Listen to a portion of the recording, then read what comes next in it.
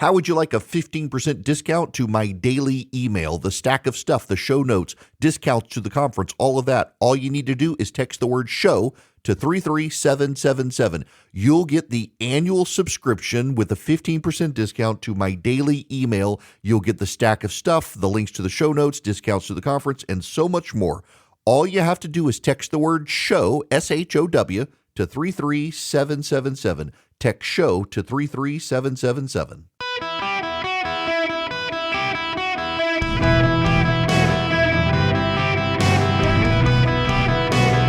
Welcome to the Eric Erickson Show podcast, Hour 3. Ladies and gentlemen, I am delighted to have you with me. It's Eric Erickson here, across the fruited plain of America, from coast to coast these days, soon to be in Alaska as well. We're working on Hawaii and Puerto Rico because I need a tax-deductible reason to go visit those places. The phone number here is 877-973-7425. Should you wish to be on the program, I'd be happy to have you. Have y'all, some of you, well, probably most of you haven't, but you should. There's a television show on Apple TV Plus, which most no one watches, but it has the best shows. The show is called Severance. Those of you who watch the show will understand this. So the building that I am in is like the office space in Severance.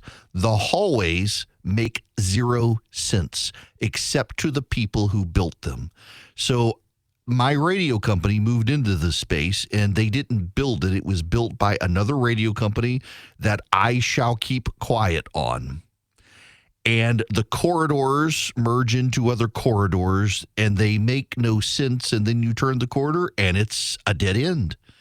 And in rational space of competent engineering, there would be a hallway there, but there is no hallway. It's just a dead end. And you suddenly realize that whoever designed this probably was running a cult. And they designed the hallways in this way so that only the people in the cult who were supposed to know where they were going would know they were going. Otherwise, you stumble down some random corridor and open a door, and suddenly you're in an indoor field with sheep and a goat, and you have no idea why. It's very wild to be here. I mean, I'm walking down this corridor. It's like, I know a little while ago there was a bathroom down this hallway. Oh, wait, no, I must turn here. And now there should be a bathroom 5 steps further down the hall. But wait, what's the weird Christmas music I'm suddenly hearing? It's just very odd. It is Severance, except the people here actually are able to escape the building at night and go home to their families and remember everything. Just and again, not my company's problem. We just inherited the building from someone else. And you can't just start knocking down walls and putting other stuff up. It's radio. They don't have the money for it. So we're just weird. It's odd. Wonderful people at a wonderful company, and it's not our fault. We inherited it from, well, I shall not mention them. Okay, we got to talk about, the language issue. I've mentioned this before with Ibram Kendi. Ibram Kendi's not a smart person.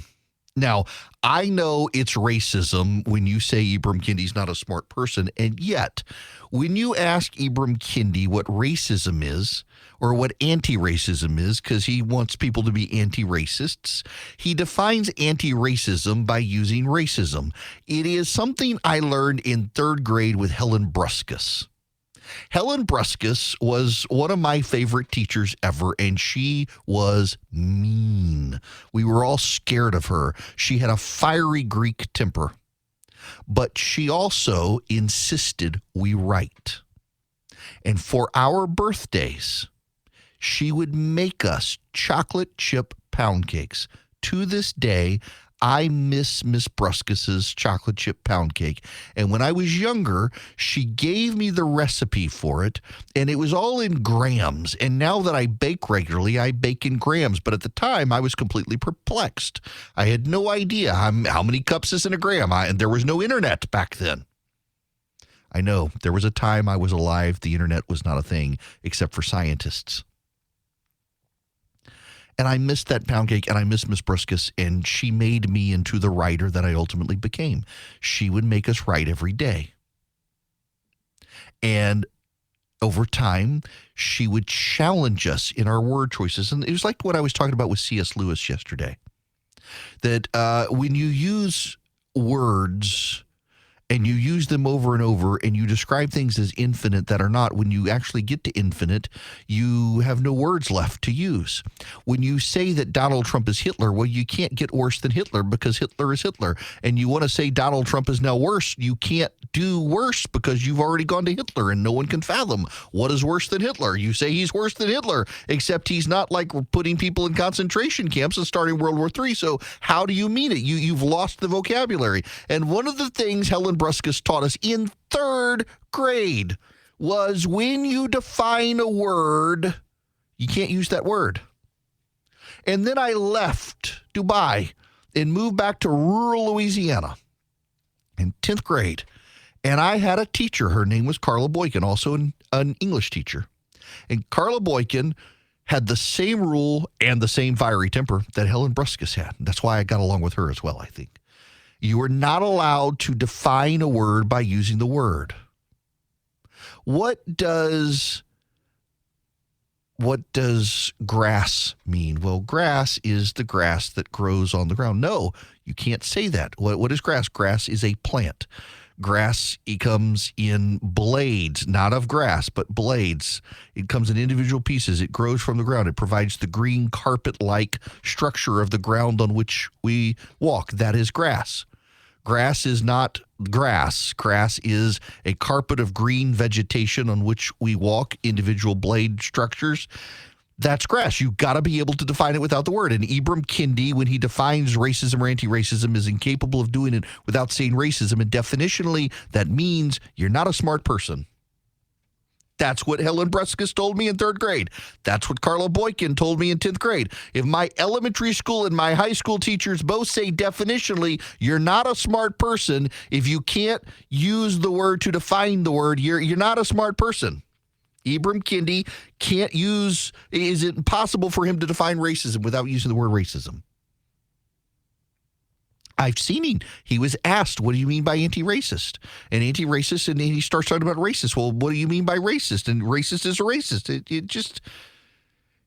It's in and of itself a thing. And so the left believes that its problems now after the election are that we're not smart enough to understand them. One of the things you learn in academia, I've been working on my PhD in theology. I'm jumping back to Reformed Theological Seminary. I'm going to go back to class there and actually just finish up my master's. Because doing the PhD by remote work, I'm not cut out for remote work at this point in my life. I need to be in a classroom to focus my attentions. But one of the things I've learned is that in much of academia, when you're writing dissertations, they want you to make it as academic sounding as possible. They actually want you to make it so that normal human beings cannot understand it. And it's like they want you to write it in some sort of tribal pseudo language that only others in the tribe can get, which I am deeply opposed to that. And now thankfully, my seminary where I was working on this, they were opposed to that. But a lot of places, a lot of academic institutions, a lot of universities in the country, when you write a PhD paper, when you write a dissertation, they want it to be written in such a convoluted way that no one outside of the academy can understand it. And it's just simply wild word choices that convolute, that mask, that confuse and confound the meaning. It's like they want some tribal incantation no one can understand. And it's part of the problem with the Democratic Party right now, frankly, that as the Democratic Party has gotten more white, more wealthy, and more academic, it has begun to talk in a way that does not relate to your average human being. And so I see, for example, this piece by Brian Butler, who is a progressive, and he's talking about Jon Favreau, not the Star Wars director, Iron Man actor, but the Pod Saves America woke dude who worked for Barack Obama, who began a piece of The Atlantic. In the week since the election, I've been thinking about the woman who told me she'd heard that Kamala Harris let in all the illegals who killed all those cops. I met her when a few of us from Pod Saves America were knocking doors in Las Vegas the Sunday before the election. She was listed in the voter file as a 72-year-old registered Democrat who hadn't voted yet, so we rang the doorbell and were greeted by a small Asian woman with a very large dog. Her broken English wasn't easy to understand, and the barking didn't help, but her concerns about the cop-killing immigrants were clear. We skipped the fact check and assured the woman Vice President Harris promised to crack down on illegal immigration and close the border if it got out of control. She seemed mildly encouraged, but not sold. We told her that Harris also wanted to make prescriptions cheaper for her and cut her taxes. Then she pointed to a photo of the vice president of the campaign literature we were holding. Is that her? We nodded. The woman gave us a thumbs up and a promise she'd vote for Harris. And then it's behind the paywall, and I refuse to pay for The Atlantic, and so I can't go there except this excerpt that Brian Butler uses, which is, quote, Democrats are about to have as little power as they've had at any time in the past 2 decades for a simple reason. Most Americans weren't convinced that they'd be better off under Democratic rule. That's it. And there's no shortcut back to power that avoids the difficult task of convincing people to change their minds.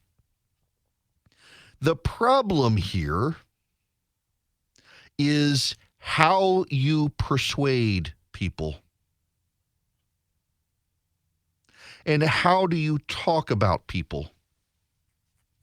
And this is, again, Favreau from The Atlantic, and it's an excerpt from Butler, but it is interactions with voters, frustrating as they often are always a good reminder of how different it feels to talk politics with the person you're genuinely trying to persuade. You don't speak in phrases from a candidate's overly polished speech or carefully worded interview answers. You don't talk like an ad that supposedly tests well, but somehow sounds like every other Democratic ad you've ever heard. And the conversations certainly don't sound at all like people talk and argue about politics online. Imagine if the woman we met in Las Vegas had posted her cop-killing immigrants question on social media. Does anyone think the resulting discourse would have won her vote or any votes? I can't say. I would have responded the same way I did in person. So now, listen, this is Brian Butler writing. The broad left needs more and better communicators, and crucially, it needs the people who don't understand their potential to influence conventional wisdom and public opinion to get with the times. Most persuasion doesn't happen person to person. It is mediated. When it does happen person to person, it is most often between people who already know each other, and usually one of those people is regurgitating ideas they picked up from the zeitgeist. And the ripest targets are no longer classic swing voters who are happy to talk politics with strangers, even if their grasp of it seems bizarre to well-informed partisans. What Democrats are missing more than anything is creative thinking about how to reach people who will never answer a telephone from a number they don't recognize, never answer the door for a canvasser, and never form lasting political beliefs by watching or reading professional news because they rarely or never do. Democrats thus need their leaders to adapt, or else they need new leaders. With all that said, I cobbled together some thoughts on modern persuasion that I think would help Democrats broaden their conception of it beyond conveying empathy to strangers in the field on the stump. So there's a problem with this. What if the ideas are crazy? And that's something none of these people on the left want to get to. Something none of them seem to think is a big deal. After all of this was over, do you know last week when the Democrats met, they started their conference with a land acknowledgement to the Native American tribes who had owned the land prior to Whitey taking them. That's not normal. What about the people who look at the Assistant Secretary of Health and Human Services and realize it's a man, and the Democrats assure us it's not? Or have you seen the new Google ad? After the election, Google puts out a Christmas ad of a dude in a dress. And y'all, it is a dude in a dress. It is a dude in a dress buying moisturizer and self-care products from himself as a way to advertise Google shopping. It's nuts. The people are not going to be persuaded that your bat crap crazy idea is good. It's not a matter of persuading people. It's a matter of not being crazy. And that all of these leading luminaries on the left think we just got to persuade people better. I'm sorry, but you're not going to persuade someone to do something that's against their interest, particularly when you're going to gussy it up in $5,000 words that nobody can understand except for you people. You circle of jerks need to understand that while you're standing there going blind together, you're losing people because it's not your ability to persuade them. It's actually the things you want to persuade them to pursue that's the problem. Hello, friends. Welcome. It is Eric Erickson here. The phone number is 877-973-7425. If you would like to be on the program, you know, what are the common ties to the Democrats and their problems of persuasion actually being problems of craziness are the single people who are so high up in the Democratic Party. They don't have kids. They don't relate to families. They simply don't relate. When we come back, I'm going to spend a little bit of time more on that. But I actually have to do a public service announcement. My assistant, you know, those of you who have assistant secretaries, it can be like being in a second marriage, and you also fear your assistant as much as you do your wife, and your assistant, much like your wife, runs your life to a degree. Especially when I'm talking to the men here, you know it's true. And those of you who are secretaries, you know it's true. We all depend on you. I had an assistant when I was a lawyer. And I used to do so much of my own work. One day she came in and she has smashed my keyboard. She literally pulled out a like meat cleaver and beat the hell out of my keyboard and told me that it was her job security. I needed to stop typing and learn to dictate. And I did. And I got very dependent on her. And then I left and I had to relearn everything. And I've struggled over the years to give up stuff back to my assistant, Candace. Well, Candace is at her son's graduation. He's got his master's in cybersecurity. He has a bachelor's in business administration and a minor in cybersecurity. And if any of you are hiring and you need someone straight out of college with a 3.7 GPA with a master's in cybersecurity, you better let me know. I'm just saying. Got to keep my assistant happy, and what will keep her happy is Drew moving out of the house into a good job where one day he'll be able to take care of mom. But seriously, if you need anybody, I know the guy. Now, we got to move on because I got to tell you, with crazy times, you know, we're going to be finding out interest rates and stuff with the Fed here coming soon. We got bank troubles out there. Swiss America wants to help you protect your hard-earned assets. They've been the trusted leader in precious metals for 40 years in this country. And if you're interested in safeguarding your hard-earned cash from a secret war on cash that the government is conducting, Swiss America wants to educate you. They're rated A+ by the Better Business Bureau. They can educate you on protecting your assets. With their report, it takes less than 15 minutes to read. It can save you on your retirement finances. And all you have to do to get this completely free report is call or text 800-289-2646. The All-Out War on Cash includes digital forms of currency, and you can get it. Just text my name or bring up my name on the phone when you call or text 800-289-2646. Just text Eric, E-R-I-C-K, to 800-289-2646. Swiss America will get you this completely free report. 800-289-2646. Message and data rates may apply. Greetings, conversationalists. Welcome. It is Eric Erickson. I'm not going to say that I'm high, but they're asking me to sign this massive pile of pictures, and this Sharpie marker, this entire room smells like Sharpie marker now. Good gracious, it is. I forgot. So I don't like to use Sharpie markers, and it's all I got in here. And holy cow, this whole room smells like a Sharpie marker now. That's all right. I can move on and talk about single people. Now, listen, there's nothing wrong with being single. And I want you to understand there's nothing wrong with being single. But there's a problem. And the problem is within the Democratic Party, a lot of the people who are trying to make decisions are single. And a lot of the loudest voices on the progressive left are single. whether you want to believe it or not, there's something changes when you have kids. I'll save this for Christmas, but let me just give you this one anecdote. Many of you have heard this before. The week before Christmas in 2006, I had to tell my wife she had 6 months to live.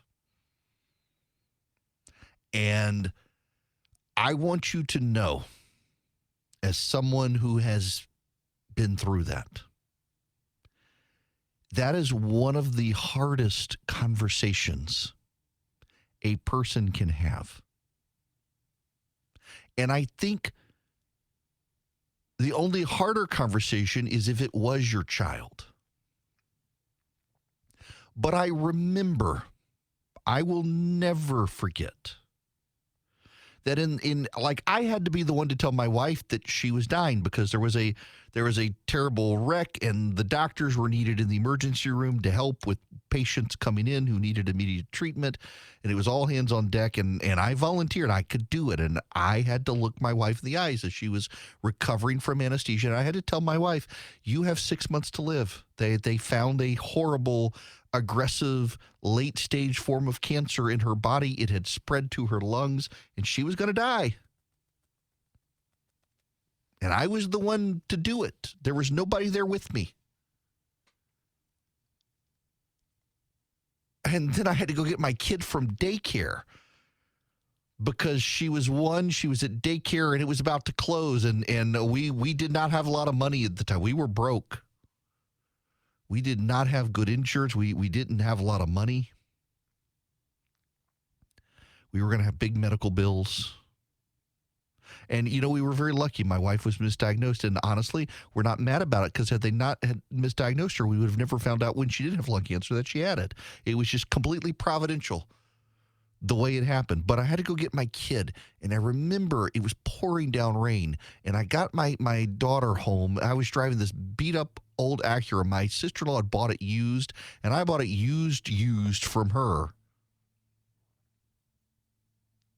And I got my daughter, who was 1, out of the car, and it was raining, and I didn't have any strength left.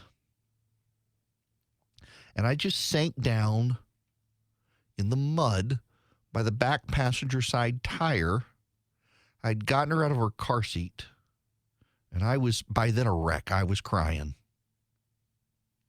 It was raining, and I was crying. And that 1-year-old was just patting me on the face as if everything was going to be okay.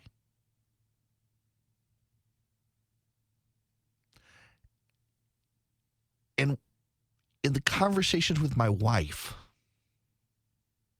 while we thought she didn't have long to live,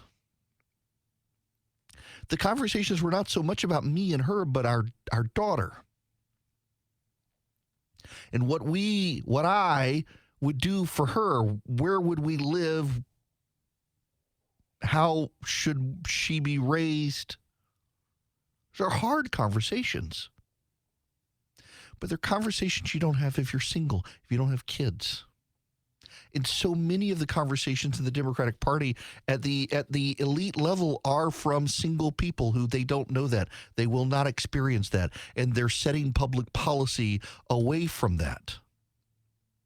Video came out last night and today of another schizophrenic homeless man on a New York City subway who was throwing punches in the air and threatening people, and people on the train looked concerned, and not a single person intervened like Daniel Penny did. And you know why they didn't intervene? Because they saw what happened to Daniel Penny. And when people were expressing frustration with this, a public policy maker who is a progressive, who is single, said, if you can't stand being on the New York City subway with people like this, you need to move. You don't need to be in New York City. This is what New York City is about. And I'm sorry, but when you have a child, you're going to stand between your child and the crazy man. You're going to put your life on the line for your child. You would dive in front of bullets to protect your child. You would rush into traffic to get your child out of the road and yourself be hit by the car that's coming if you needed to. You would do anything for your child. It's why so many parents, frankly, have been deluded into gender transitions. When the doctor tells you this will make your kid better, of course you're going to do what the doctor says. You don't want your child to suffer. Your child is suffering gender dysphoria. Of course you're going to do this, whether it makes the child better or not. The doctor said so, and you want what's best for the child, which is why the parents of trans kids are going to be the most defiant and dug in on this issue as the data and the science and the revelations begin to show it's not actually worth it for minors to do this. You're never going to persuade the parent who did what they needed to do for their child because the doctor or the therapist said so. The policy decisions that are made by single people are not the policy decisions necessarily made by the people with kids. And when you say, well, if you don't like the subway system in New York, move, you're telling people who are concerned about crime, you're telling women with children, you're telling parents in particular, get out of the city. And for years, progressives have been telling everyone, you got to go to the city. You got to go to the city. You got to use public transportation because it's good for the environment. And now you're telling them, well, it may be good for the environment, but we like our schizophrenic, violent, homeless people in New York City. And screw you if you got a problem with it. I'm sorry, that's not a way to run a society. But if you're a single person, it doesn't really impact you as much. It doesn't really affect you as much. It's something you're more likely to accommodate. It's just out of touch. It's a dangerous world for the people who think about lived experience to have not lived the life of a parent and think that they can regulate the parent. And yet this is where we are with the Democratic Party. It's why they're out of touch. It's so many of these single people in the Democratic Party who think, oh, we just have a persuasion problem. We need to persuade people. Persuade them to do what exactly?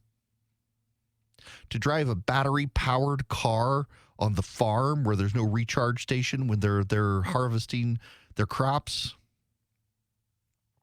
Persuade people to get in the subway system or the mass transit system. You know, we have in Atlanta, there's the streetcar of no desire in downtown Atlanta. It is literally a streetcar that runs through downtown Atlanta inconveniently where people don't want it to be. And one of the things they want to do is in Atlanta, there's a beltline, and it is an urban paradise of walking.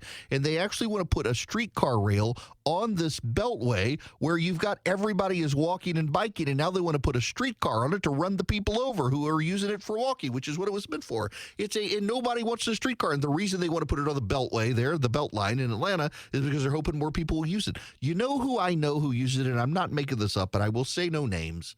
But I know people who use the streetcar. And do you know what they tell me? When they were in college at Georgia Tech, that's where they went and bought drugs. Because nobody else rides the streetcar. It was a safe place to do drug deals when they were in college. They've outgrown it, I hope, but they were very frank about it. It was the safe place to go buy weed or God knows what. Nobody else needed or wanted the streetcar, but the urban people like, oh, we got to have the got to have the streetcar, an urban corridor. It's economic and gentrification and all the single white kids coming in. They're going to want the streetcar. No, the single white kids did not want the streetcar. You designed a public policy around the people who did not want the streetcar, and guess what? They weren't riding it. They're still not riding it. Streetcar of no desire. You got a bunch of people designing public policy around people who don't have families, probably don't want families. They're perfectly fine being single. And guess what? Your society and your choices are reflecting people fleeing you. It's like all the grand progressives who decided to defund the police. Many of them did not have kids. They suddenly saw a massive spike in crime in inner city areas where moms and dads were fearful for their lives and the lives of their children and their property at night because you listen to the progressive single people. The Democratic Party is detached from ordinary Americans. It is a party of entitled, rich, overwhelmingly white people at this point. They give the money They set the playbook. And it's a wild, weird playbook.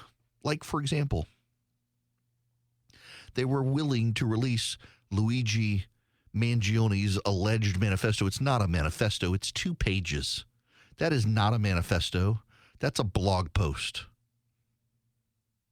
What about Audrey Hale? They won't release her manifesto. Why is it you can release the supposed manifesto that rails on insurance companies, but not the one that rails on straight non-trans Christians?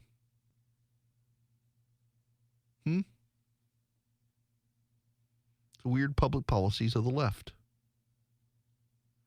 It's just, it's odd to me that the Democratic Party has found itself in this position. And you know why I think it is?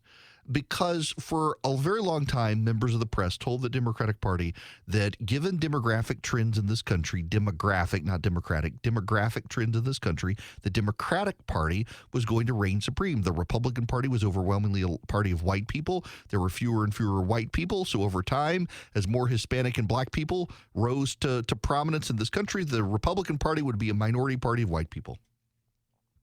And the Democratic Party just gave up trying to compete for everybody.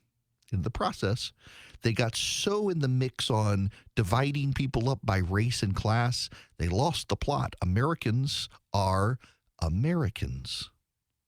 They may be rich, they may be poor, they may be black, they may be white, but they're Americans. And the Democrats stopped competing. I'm here at WOKV down in Jacksonville, Florida. The Florida Republican Party pretty dominant. Hillsborough County, Florida, a Democrat who just got elected to the legislature has flipped now to become a Republican after getting elected in what had been a Democratic area. That Hillsborough County shifted to the right, converting to the Republican Party. The Republican Party in Florida, you mark my words, is going to have problems, just like the California Democratic Party has had problems, because as you become a monopoly, you cease to feel the need to compete. The best way for the Florida Republican Party to be able to stay dominant is for the Democratic Party in Florida to finally get competent. Same in California. The Republican Party needs to be competent and give the Democrats a run for their money, because monopolistic parties tend over time to get sclerotic. They tend to collapse over time because they tend to be run out of ideas. They tend to be captured by their extremes. And one of the extremes of the Democratic Party is a progressive single culture that tells people that you have no right to feel safe on public transportation, but you better use it or else. And all that's going to do is drive more people who had been voting Democrat into the Republican Party, because it's not about persuasion. It's about the actual policies pursued. And when the policies pursued don't benefit the future, the people who want a future reject that vision. You should also reject the noxious odors floating around your house, which is why you need to get the Eden Pure Thunderstorm. You can get 3 of them for less than $200. Save $200 at EdenPureDeals.com. EdenPureDeals.com. The discount code is ERIC3, ERICK3, on the front page of the website at EdenPureDeals.com. You get rid of pollen, you get rid of dust, you get rid of pet dander, you eliminate 99.9% of viruses and bacteria. Or is it viruses and bacteria? And then the Eden Pure Thunderstorm also generates ozone, which latches onto odor ions and wipes them out. So no odor can stand up to it, because it's science, people, and we like science here. Odor is an ion. It is attracted to your nose receptors in your nose, and it tells your nervous system to process a signal and send it to your brain, whereby your body detects it as a certain kind of odor. Well, those ions are also more attracted to ozone molecules. So if you put ozone into the air, the molecules, the odor ions, they are attracted to the ozone and not to your nose receptors, which is why every odor gets wiped out by the Eden Pure Thunderstorm. You can get 3 of them upstairs, downstairs, your basement, your travel bag, wherever you need it. You can even plug it in with a USB cord in a car. It's so small you can hold it in your hand. I literally have one in my travel bag. EdenPureDeals.com. The discount code ERIC3, ERICK3, EdenPureDeals.com. Hello, welcome. It is Eric Erickson here across the United States. It looks like Joey Martin and I are going to be able to connect next week and record our conversation for the Christmas show. I'm excited about that. Gotta get a couple of. Honestly, I dropped the ball this year with the election and everything else happening. It finally hit me. I'm in the Christmas season, and I don't think I'm alone in this. So I gotta pull up my calendar because I don't think I'm crazy on this. Yes, I'm not crazy on this. It is not me. Thanksgiving fell the very last week of November. With the way the calendar works, it was a full. Normally, the way Thanksgiving works is you spill over into the next week. But this year, Thanksgiving fell on November 1st, and so you get down to the fourth full week. You hit Thanksgiving, and then suddenly we're in December, and I just feel like I was caught with the holidays off guard, and everything has come so fast, and it's just I've done so much travel and everything else. I really I got to do the show next week, and Charlie is taking care of guest hosts for when I'm out on vacation during Christmas, and I got to do ad records. There's so much work that goes into. It's almost not worth taking vacation because there's so much work that goes into taking vacation to be able to take the vacation off. It takes you a long time to recover, but we're going to make it happen. I want to tell you guys what I got. This is one of the cool things about having kids. My son he's gotten really interested into hockey, and I blame Philip. He likes soccer. He likes to play soccer, but boy, does he find it boring to watch soccer. Thank goodness. He loves tennis, but he's really gotten into hockey, like not playing it, but watching it on TV. It has become his thing. And so for Christmas, I'm going to take him to Las Vegas to go to a Golden Knights game because I like the Golden Knights. He's not a Golden Knights fan, sadly. Philip indoctrinated him into the Tampa Bay Lightning. But nonetheless, I'm going to take him to watch a hockey game in Las Vegas. We'll shoot machine guns and go to a hockey game. And it's just cool now. Everyone says, oh, your kids are so much fun when they're 2 and 3. No, they're not, because they're still crapping their pants and you got to change diapers, and that's not fun. And they're on this wild sleep schedule. When they get to be teenagers, you get to do fun stuff with them, like go shoot machine guns in the desert and take them to hockey games. It's so much fun at this point. To be able to do neat stuff like that, and then to see my kid sit behind a piano and like go into this other world and just start playing like he's self-taught, and it's remarkable. And my daughter and her art, and it's just they're at a fun age now to be able to travel and do stuff, and I want to travel more with them. I'm trying to find a summer trip to surprise them with, but we got to balance Christy's health and stuff, so we'll see. I am headed now to a charitable event. Those of you who can help with funding presents for foster care kids, please don't text donate to 33777. See y'all tomorrow.